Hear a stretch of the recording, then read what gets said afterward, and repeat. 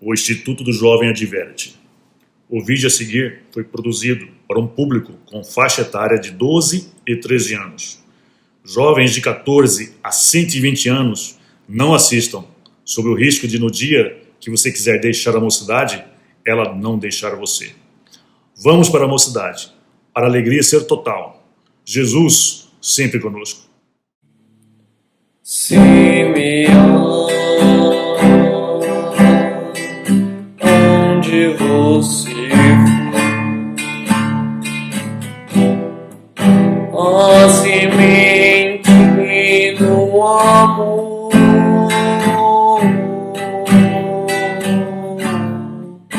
como o mestre ensinou,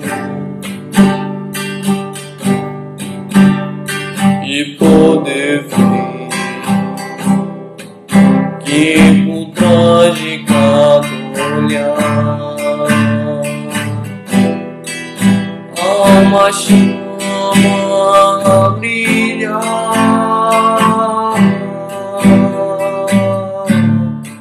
centelhar na cidade.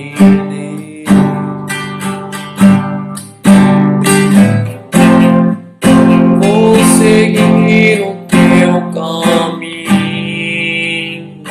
Pai, pois ninguém está sozinho.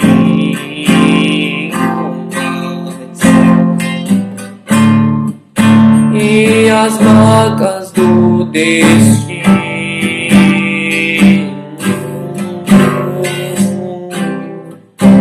o amor irá curar.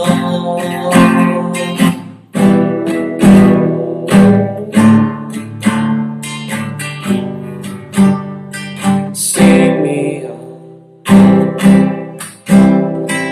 onde você for, a semente do amor,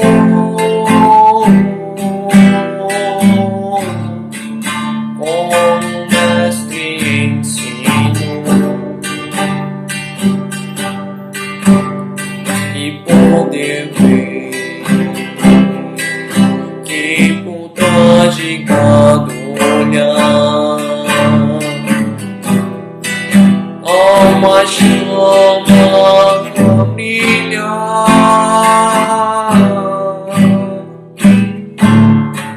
centelhar na cidade de Deus.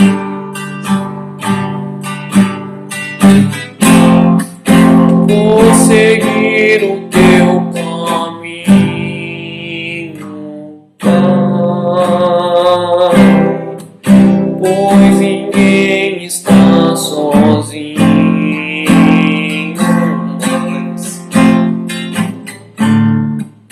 E as marcas do destino,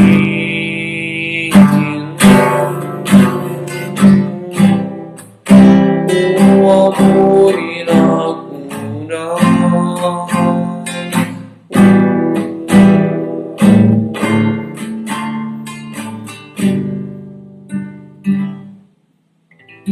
Olá! Olá, tudo bem, galera? Vamos começar agora com a nossa prece inicial.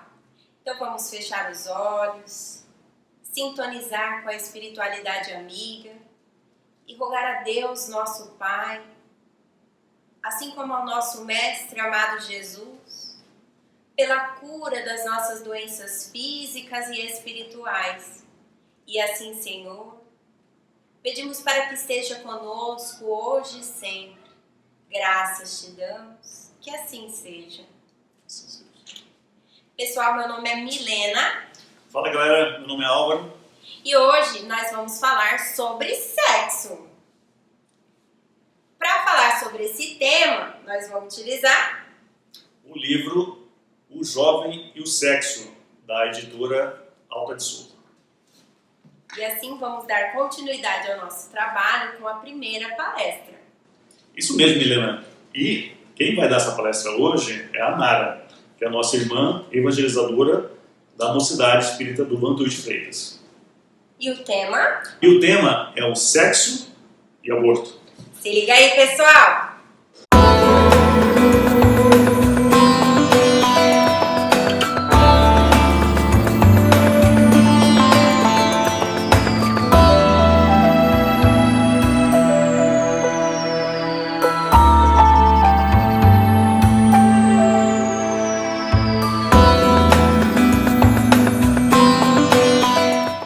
Oi, gente, tudo bom? Meu nome é Nara. Alguns já me conhecem, outros não. E eu tô aqui hoje para bater um papo com vocês e contar umas historinhas, certo? Tcharam! Prontinho? Então vamos lá. Então nós vamos desenhar, certo? Então era uma vez uma garota que se chamava Tina, que inclusive nós já temos ela desenhadinha aqui. A Tina, presente para vocês, essa moça bonita, certo? A Tina tinha uma amiga que se chamava Ione, amiga dela. Então, vamos dar um zoomzinho aqui para diminuir a Tina, né? E vamos fazer a Ione. O que vocês acham? Vamos desenhar a Ione rapidão? Aí, enquanto isso, eu vou contando a história para vocês da Tina e da Ione. Elas duas moravam numa favela, lá no Rio de Janeiro. E lá não tinha muita diversão nessa favela e os jovens costumavam frequentemente ir baile funk e tal. Obviamente a Tina e a Ione também frequentavam os bailes funks. E aí a Ione, ela tinha uma história de vida bem triste assim, sabe? A mãe dela tinha abandonado ela, né? Deixou com a avó. Ela era criada pela avó. O pai dela morreu, foi morto pela polícia, então ela tinha uma certa, né? Aí vinha da polícia. Aí a avó trabalhava. E, né, ela, uma adolescente normal, a amiga dela, Ione. E esse era o cenário. A mãe dela tinha abandonado ela porque a mãe dela era usuária de droga. E a mãe dela caiu no mundo, né? Esse era o cenário da vida da Ione. Aí a Ione e a Tina, num belo dia, resolveram ir num baile funk pra se divertir e tal, né? Aí, chegando no baile funk, dançando, aí elas começaram a ficar com os guris lá, né? Já tinha beijado os garotos. Eis que chega lá nesse baile funk o Bill. Bill, ele era o queridinho dos traficantes, ele era, assim, o cara, entendeu? Que tava por cima, ele era um jovem também. Só que assim, né, sempre tem aqueles jovens que se destacam, né? E o Bill era esse jovem que se destacava nesse meio tão duro, né, tão cruel com os jovens. E como o Bill era muito cobiçado, né, logo a Ione também queria muito ficar com ele. Festa vai, festa vem, e aí conseguiram, né, a Ione conseguiu o intuito dela, ficar com o Bill e tal. Eles resolveram sair de lá. Tina, Ione, Bill, mais 3 amigos. Nisso, eles foram para um lugar mais tranquilo, tal, já sabe, né? Aí, lá nesses lugares, eles já tinham começado a beber e usar drogas lá no baile, né? Infelizmente, eles usavam drogas. As meninas também usavam drogas. Nisso, lá nesse lugar mais tranquilo, eles começaram a fazer um jogo chamado Sexo Game. Fizeram e tal, não sei o que. A Ione teve um certo momento que ela saiu. A Ione não, minto, a Tina. Teve um certo momento que ela saiu, que ela foi embora, né? Não tava mais a fim de continuar. Ela viu que o trem tava apertando, eles estavam usando droga demais, né? Tava lendo. E só que a Ione ficou. E depois que aconteceu tudo, assim, né? Depois que ela manteve relação sexual, ela fez sexo com 4 rapazes, tinha mais um lá nesse lugar. Ela acabou transando com os 4. Aí ela começou a entrar em estado de convulsão, né? Por causa das drogas. E aí o que aconteceu? Quando ela começou a passar mal, o Bill falou, alguém dá um jeito aí, descarta aí, entendeu? E não quero que, se essa menina morrer, eu não quero que morra aqui não. E eles largaram ela na rua. E claro, né, o pior aconteceu, a Ione acabou morrendo. A Tina, por sua vez, ela ficou sabendo no outro dia e tal. A Tina, ela, claro, tava lá, né? A gente viu que ela tava lá. Só que a Tina ela não saiu, vamos dizer, totalmente ilesa desse lugar. A Tina saiu grávida. Só que a Tina não sabia que ela estava grávida. E aí é que iria começar o dilema dela. Ela ia ter a criança ou ela ia abortar. E aí? Essa é a história da Ione e da Tina, né? Mas vamos focar aqui no caso da Tina agora, que ela saiu grávida, né? Essa história, ela tá no livro Game Over, né? Psicografia do Adeilson Salles, pelo espírito Luiz Sérgio. É um excelente livro, a gente super recomenda a vocês a dar uma olhada, a ler esse livro. Assim como outros livros do Luiz Sérgio que são, assim, excelentes também. Então, vamos falar o que a doutrina espírita nos mostra sobre o aborto, certo? A doutrina espírita, ela além de consolar, ela traz esclarecimentos também, que não ia ter sentido, né? Simplesmente só consolar, coitadinha, não sei o que, não é isso. Então, lá na pergunta 357 do Livro dos Espíritos, o Espírito da Verdade esclarece que para aquele espírito que foi abortado, é uma existência notificada.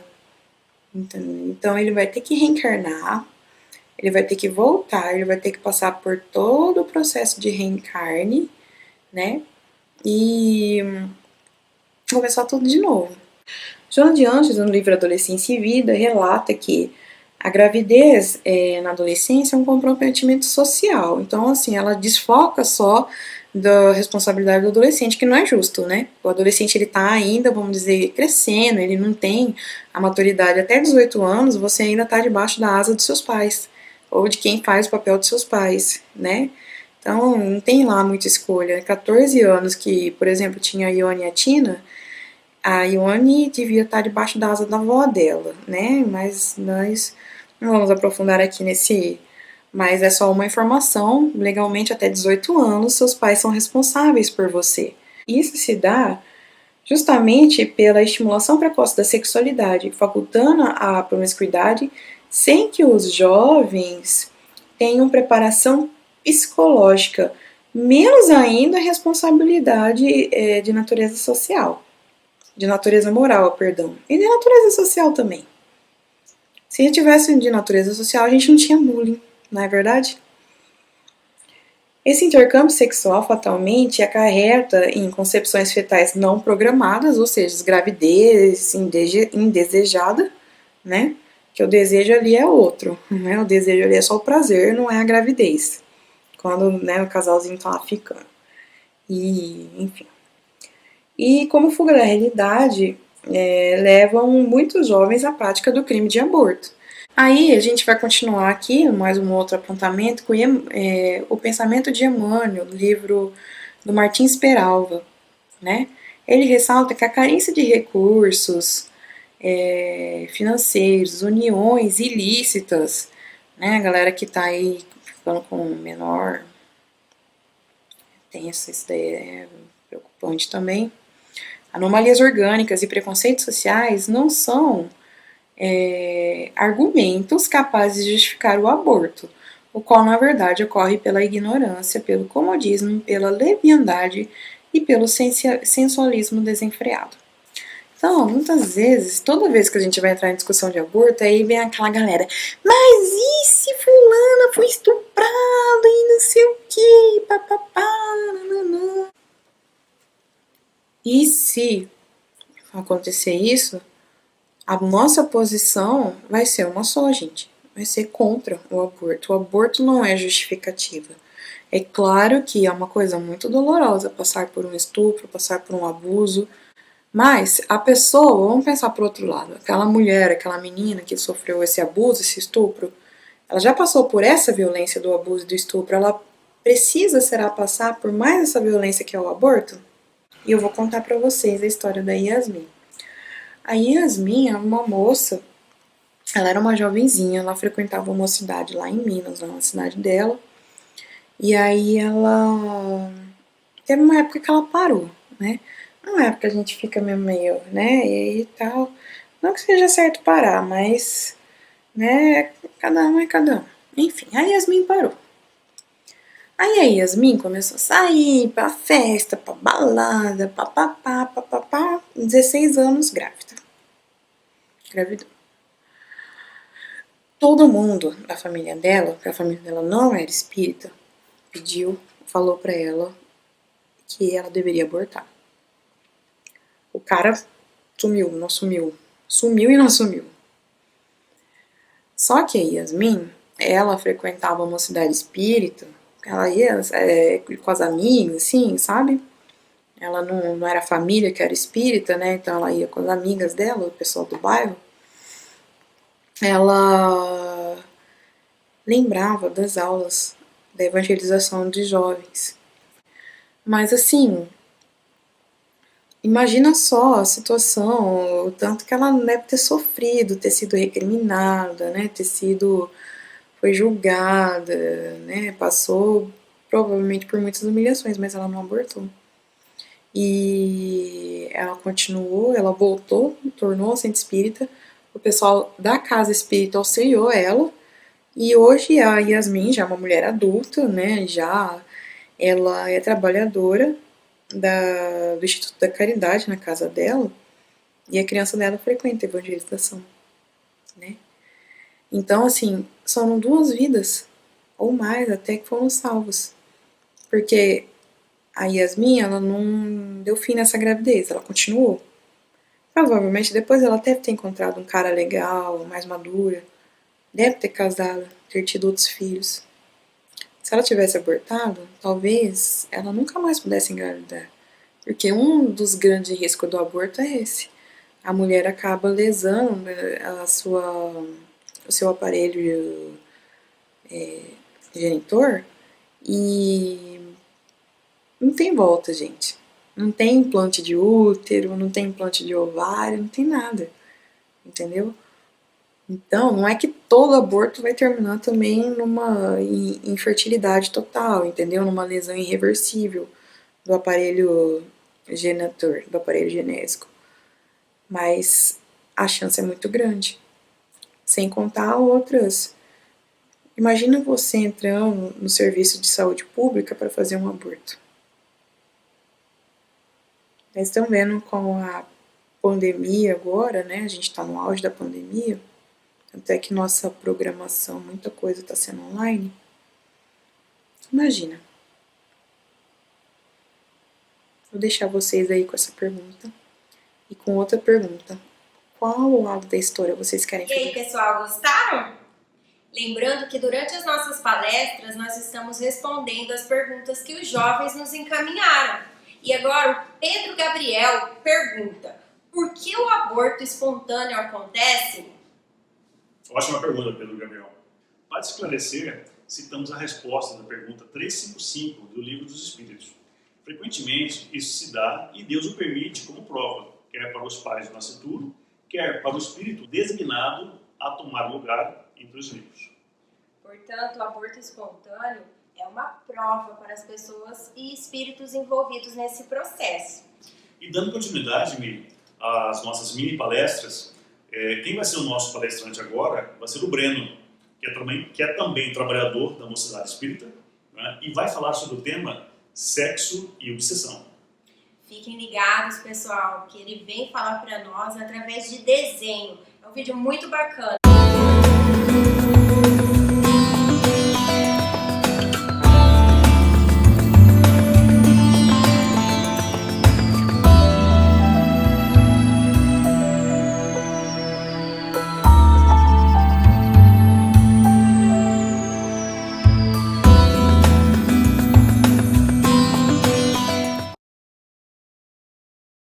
Oi, gente, nós precisamos falar sobre sexo. O sexo é o ato mais antigo e importante da nossa sexualidade, e a mais nova é o prazer. Por isso muita gente vem procurando por ele. Para o espiritismo, quando nós nos relacionamos com uma pessoa, ocorre uma ligação de troca de fluidos magnéticos. Essa ligação é muito importante. Ela é como se fosse um casamento. Por isso, nós só devemos fazer com alguma pessoa que temos algum vínculo sentimental e se estamos preparados. Aqui o nosso herói começa a se relacionar com várias pessoas diferentes, sem ter qualquer afeto por elas e elas por ele. Isso acaba fazendo abaixar sua sintonia e atrai espíritos obsessores, que estão em busca principalmente do fluido magnético, que é trocado durante o sexo. Quem é obsediada não sofre as consequências imediatamente. Essas pessoas se sentem muito bem e até enxergam as outras pessoas como erradas. Se chamamos a atenção dela, ela se irrita e até brigam com a gente, se isolando em orgulho e vaidade, e se afastando do caminho do bem. Na pergunta 567 do Livro dos Espíritos, Kardec questiona se costumam os espíritos imiscuir-se em nossos prazeres e ocupações. E o Espírito da Verdade responde que os espíritos vulgares, como dizeis, costumam. Esses vos rodeiam constantemente e com frequência tomam parte muito ativa no que fazeis, de conformidade com as suas naturezas. Cumpre assim aconteça, porque, para serem os homens impelidos pelas diversas veredas da vida, necessário é que se lhes excitem ou moderem as paixões. Manuel Filomeno de Miranda, no livro Nos Bastidores da Obsessão, orienta que na transmissão mental de cérebro a cérebro, a obsessão é síndrome alarmante, que denuncia enfermidade grave de erradicação difícil. A princípio, se manifesta como inspiração sutil, depois, intempestivamente, para com o tempo, fazer-se interferência da mente obsessora na mente encarnada, com vigor que alcança o clímax na possessão lamentável. Ideia negativa que se fixa no campo mental que se enfraquece, dando ensejo às ideias negativas que virão. Da mesma forma que as enfermidades orgânicas se manifestam onde há carência. O campo obsessivo se desloca da mente para o departamento somático, onde as imperfeições morais do pretérito deixaram marcas profundas no perispírito. Neste mesmo livro, ele conceitua a sexualidade como sendo porta de santificação para a vida, altar de preservação da espécie. É também veículo de alucinantes manifestações de mentes atormentadas, em estado de angústia pertinaz. Através dele, sintonizam consciências desencarnadas em indescritível aflição, mergulhando em hospedagem violenta nas mentes encarnadas, para se demorarem em absorções destruidoras do plasma nervoso, gerando obsessões degradantes.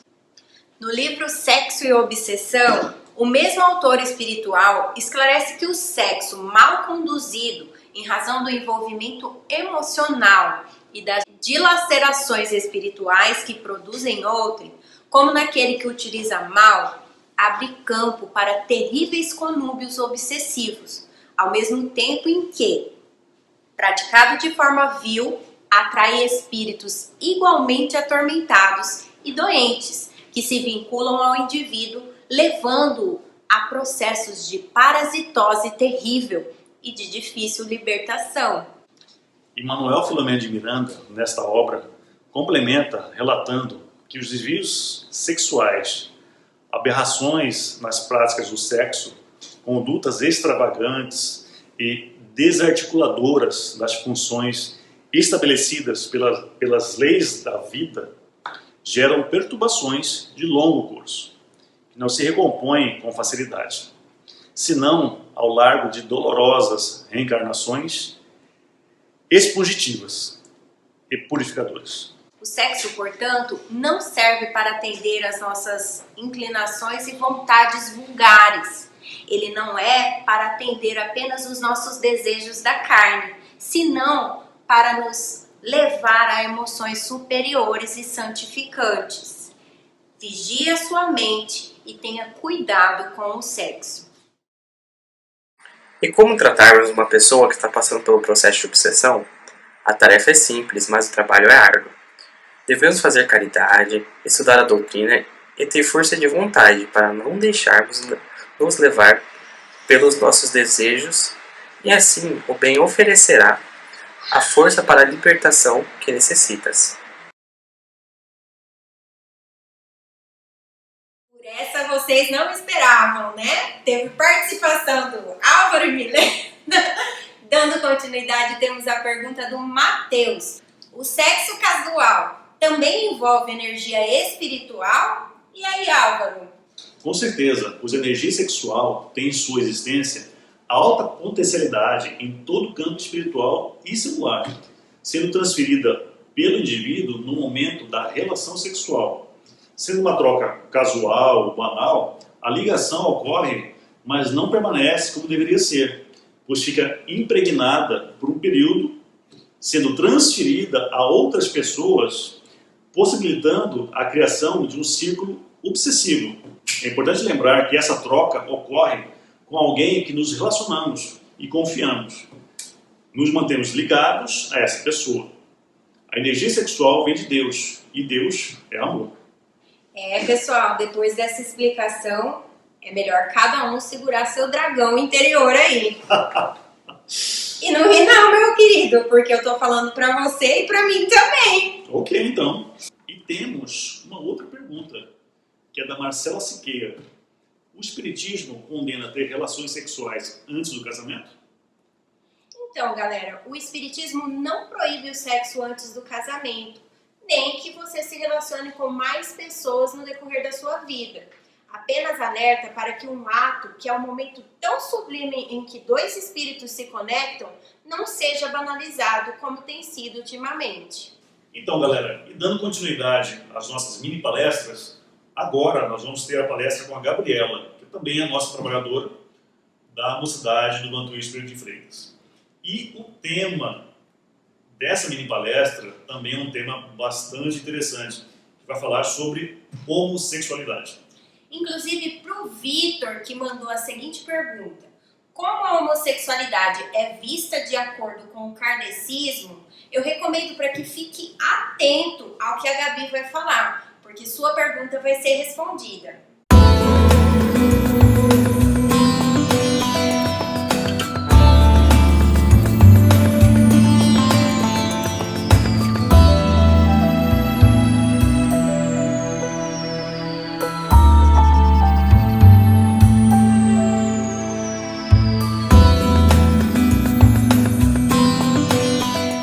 O que pensam sobre as pessoas que aparentemente têm preferências sexuais por pessoas do mesmo sexo? Por que isso acontece? É correto? É normal? Olá, sou Gabriela, da Mocidade Espírita Bantuí de Freitas. Estou aqui hoje para esclarecer as dúvidas de vocês. Caso do querido jovem Lício, em busca de auxílio em um grupo espírita. Lício chega à próxima benfeitora com um pedido para se tornar alguém feliz nos padrões da sociedade. Ele sentia aborrecido por prazeres que se tornaram um aborrecimento em seu íntimo, que a atormenta de dentro para fora. De criança, Lício experimentava os grandes aborrecimentos quanto ao seu nome, seu corpo, coisas que, chegando à puberdade, o aborrecia ainda mais. Lício vivia duplamente, pois no seu íntimo ele sabia que não era aquilo que apresentava ser. Ele dizia que todas as suas preferências eram femininas. Assim como a história de Lício, nos deparamos com a realidade de vários jovens homossexuais que sofrem com o preconceito da família, da sociedade e até mesmo as dificuldades na sua autoaceitação. Para que consigamos assimilar a real situação, a ONU Brasil nos presenteou com um relato do vídeo a seguir. Quando eu penso um pouco assim em ser LGBT, eu lembro muito da minha infância, assim, porque foi uma época bem difícil, assim, e foi um momento bem traumático, assim, na minha vida. A minha saúde mental, ao longo desse tempo, assim, até a adolescência, foi piorando, eu cheguei a uma época a ter depressão, porque eu não me reconhecia em ninguém, eu não conhecia pessoas que tivessem algo de diferente como eu, assim. É muito triste a gente não ser quem a gente é de fato. Um dia minha mãe meio que me tirou do armário. Ela que chegou pra mim um dia, tava chorando, ela que houve, filha? E ela, né, bem calma, bem serena, você sente atração por mulheres. Eu desabei a chorar, eu pedi desculpa pra ela, não sei nem por que eu pedi desculpa, eu não fazia nada de errado, mas na época eu achava que era, né, enfim, tinha que pedir desculpa, como se estivesse fazendo algo mal a ela, então... Logo depois que eu me assumi pra minha mãe, meu rendimento na escola começou a melhorar, o meu relacionamento com as pessoas começou a melhorar e eu finalmente me tornei a Iana. Eu sei que tem muitas pessoas que são LGBTs, estão na rua, saíram de casa, foram expulsas de casa, apanharam, enfim, por serem LGBT. E felizmente isso não aconteceu comigo. Uma pessoa LGBT, ela não pode lutar sozinha. Ela precisa da família por perto, ela precisa dos irmãos, dos tios, das tias. E eu espero que as pessoas tenham orgulho da gente. Assim como a gente tem, sabe? Orgulho LGBT. Eu tenho orgulho. Por mais que apontem o dedo na minha cara, por mais que me humilhem, eu vou ter orgulho sempre de dizer quem eu sou. Eu vou ter sempre orgulho de dizer quem eu quero ser. E é por isso que eu luto. É por isso que eu vejo uma luz no túnel, assim, no fim do túnel, sabe? Eu vejo uma luz no fim do túnel. Eu vejo que dias melhores virão. Eu realmente penso e acho e acredito que a gente vai bem longe ainda, sabe? Bem longe.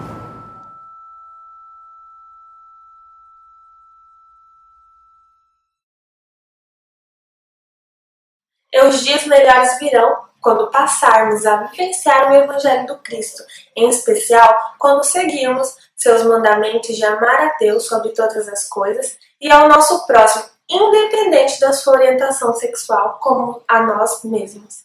Com tudo isso, no Livro dos Espíritos nós temos a seguinte pergunta: tem sexo os espíritos? E Allan Kardec traz pra gente: não como entendeis, pois que o sexo depende da organização, há entre eles amor e simpatia, mas baseado na concordância dos sentimentos. Logo depois, na pergunta 201, temos o seguinte questionamento: o espírito que animou o corpo de um homem em nova existência pode animar o corpo de uma mulher? E vice-versa? O Espírito da Verdade traz para nós: de certo, são os mesmos espíritos que animou o homem e as mulheres.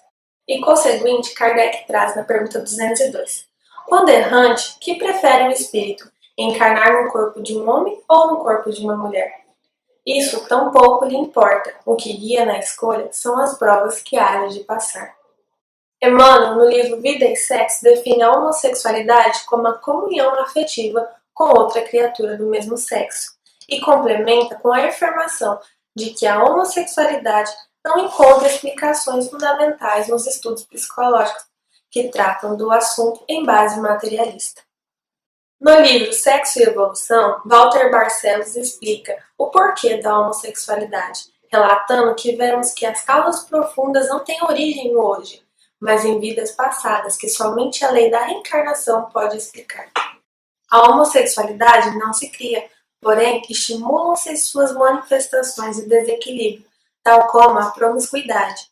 Entendemos que o espírito encarna nessa ou em outras circunstâncias para melhorar e aperfeiçoar-se, e nunca é destinação do mal. Quaisquer delitos cometidos correm por nossa conta. A homossexualidade, portanto, corre por várias situações. Muitas vezes nos deparamos com o abuso das faculdades genéticas, que é o desequilíbrio no campo sexual, quando os espíritos com tarefas específicas na elevação de agrupamentos humanos apresentam dificuldades em relacionamento por ser obrigado a definir-se sexualmente.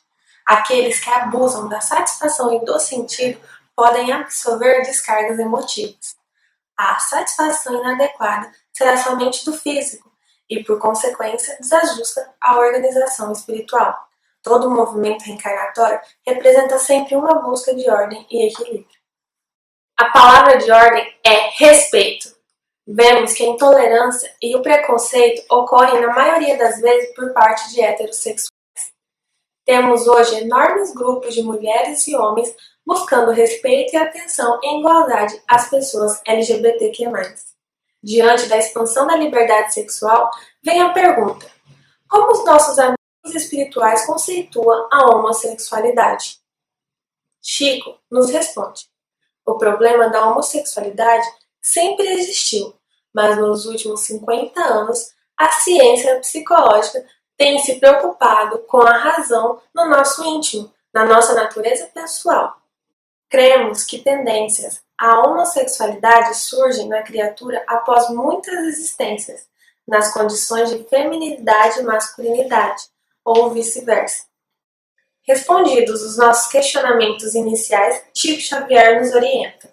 Esperamos que os mensageiros da vida maior inspirem os nossos dignos representantes da ciência e da justiça na Terra, para que a solução do problema apareça oportunamente, favorecendo a paz e a concórdia nos vários campos da evolução da humanidade.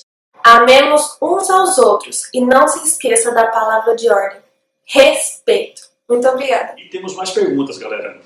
Lohan faz a seguinte pergunta: no plano espiritual, existem LGBTQ+, ou apenas homem e mulher? Para te responder, é necessário voltarmos a citar a pergunta 200 do Livro dos Espíritos. Kardec questiona: tem sexo os espíritos? Não como os entendeis, pois que os sexos dependem da organização. Há entre eles amor e simpatia, mas baseados na concordância dos sentimentos. Portanto, não existe LGBTQ+, no plano espiritual, assim como não existem heterossexuais. Mas devemos lembrar que o perispírito tem uma característica que o permite assumir a forma que lhe agrada. É o que chamamos de plasticidade. Falou tudo, Mito. O Vitor Henrique também nos traz uma pergunta. O Espiritismo considera o homossexualismo como uma doença mental? Massa essa pergunta, Vitor Henrique. De maneira alguma. Como nós vimos na palestra da Gabi agora há pouco, o próprio Chico Xavier esclarece que o problema não está na opção da homossexualidade, mas sim no preconceito e na falta de respeito para com aqueles que sejam homossexuais. Então, a problemática da homossexualidade é dolorosa para os espíritos que a vivenciam e tem como objetivo a reharmonização da criatura. E não deve nunca ser encarada como um castigo, uma doença ou mesmo uma transgressão das leis de Deus. Então, galera, nós finalizamos esse bloco 2 de mini palestras. E agora nós vamos para a prece final. Vamos fechar nossos olhos, imaginar a figura do nosso Mestre amado Jesus, nos envolvendo na sua energia e no seu amor. Mestre Jesus, agradecemos a oportunidade de estarmos falando novamente em seu nome. Pedimos que nos abençoe e nos acompanhe hoje e sempre. Que assim seja. Obrigada, pessoal. Tchau, Valeu, tchau. galera. Até a próxima.